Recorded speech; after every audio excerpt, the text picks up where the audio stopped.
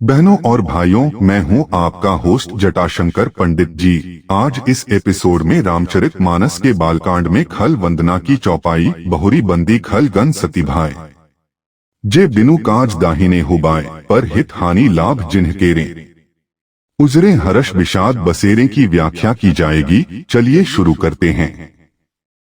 दुष्टों के आचरण का स्वभाव। दुष्टों के आचरण का अध्ययन करने पर यह स्पष्ट होता है कि उनका स्वभाव अनावश्यक रूप से विघ्न संतोषी होता है।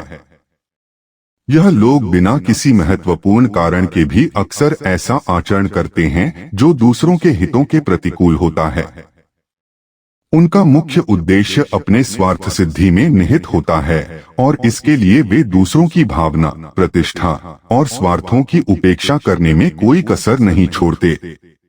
दुष्ट लोग अपने तात्कालिक लाभ के लिए कभी कभी नैतिकता और सामाजिक नियमों का उल्लंघन करते हैं। उनके आचरण में उदासीनता और असंवेदनशीलता का संकेत मिलता है। यह प्रकृति उन्हें समाज के लिए खतरा बनाती है क्योंकि उनके कृत्यों का प्रभाव अक्सर व्यापक और दीर्घकालिक होता है। उदाहरण के लिए, एक दुष्ट व्यक्ति अपने सहकर्मियों के खिलाफ षड्यंत्र रच सकता है या जलन के कारण उनके काम को नष्ट करने का प्रयास कर सकता है। इस प्रकार का प्रतिकूल आचरण समाज के समग्र विकास और स्थिरता में बाधा डालता है। इन व्यक्तियों की प्रवृत्ति समाज में अशांति और अव्यवस्था उत्पन्न करने की होती है। वे अपने व्यक्तिगत लाभ के लिए किसी भी हद तक जा सकते हैं, चाहे इसके परिणामस्वरूप दूसरों का कितना भी बड़ा नुकसान हो। यह उनके स्वभाव की एक मुख्य विशेषता है जो उन्हें दुष्ट बनाती है। अंततः दुष्टों के आचरण का स्वभाव उनके आत्मकेंद्रित और असंवेदनशील व्यवहार के कारण समाज के लिए हानिकारक साबित होता है। उनके क्रियाकलापों से उत्पन्न होने वाले अव्यवस्था और असुरक्षा का सामना करना समाज के अन्य सदस्यों के लिए चुनौतीपूर्ण होता है। दुष्टों की मानसिकता और हित हानि। दुष्टों की मानसिकता पर विचार करना हमें उनकी सोच के मूलभूत तत्वों को समझने में मदद करता है। प्रायः उनके कार्यों का मुख्य लक्ष्य स्वयं के लाभ के लिए होता है, भले ही इसके परिणामस्वरूप दूसरों के हित को नुकसान पहुंचे। यह मानसिकता आत्मकेंद्रित सोच पर आधारित होती है, जिसमें दूसरों के भावनाओं और दिक्कतों की अनदेखी की जाती है। ऐसे लोग अपनी योजनाओं को पूरा करने के लिए किसी भी हद तक जा सकते हैं। उनकी मानसिकता में जीतो या हारो का दृष्टिकोण प्रमुख होता है, जहां वे अपने लाभ को सर्वोपरि मानते हैं। वे यह मानते हैं कि यदि वे किसी को कमजोर कर पाते हैं तो इसका मतलब यह होता है कि वे खुद मजबूत हो रहे हैं। यह भावना उन्हें अपनी हीनता की शिकस्त को दूर करने का तरीका नजर आती है। इसके अलावा दुष्टों की मानसिकता में एक और महत्वपूर्ण पहलू होता है, उनकी नैतिकता की धूमिलता। जब लोगों को इस बात का एहसास नहीं होता है कि उनके कार्य गलत हैं, तो यह उनके लिए दूसरे के हितों की हानि का कारण बनता है। स्वयं को ऊपर उठाने के लिए वे नियमों और नैतिकताओं की सीमाओं को बखूबी पार करते हैं।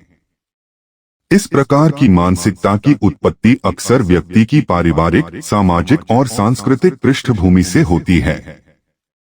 बचपन की अप्रिय घटनाएं, सामाजिक अस्वीकार्यता और भावनात्मक तनाव उन्हें इस तरह के व्यवहार की ओर अग्रसर करते हैं।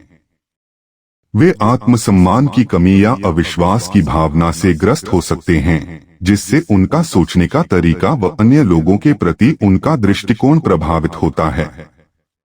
समाज में दुष्टों की मानसिकता का अध्ययन आवश्यक है ताकि उनके द्वारा उत्पन्न हानियों को कम किया जा सके और एक स्वस्थ समाज का निर्माण किया जा सके।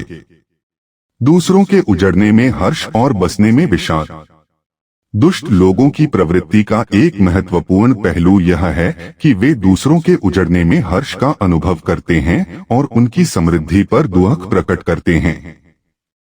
यह भावात्मक प्रतिक्रिया उनके अंदर की गहराइयों में भरे नकारात्मक विचारों का प्रतिबिंब है। जब वे किसी का दुर्भाग्य देखते हैं तो यह उनके अपने मनोविकारों को शांत करने का एक माध्यम बन जाता है। इस प्रकार के व्यक्तित्व वाले व्यक्ति दूसरों की प्रगति को अपनी स्वयं की असफलताओं का मापदंड समझते हैं। दूसरों के उजड़ने में हर्ष वाली प्रवृत्ति दरअसल एक असुरक्षा का परिणाम होती है।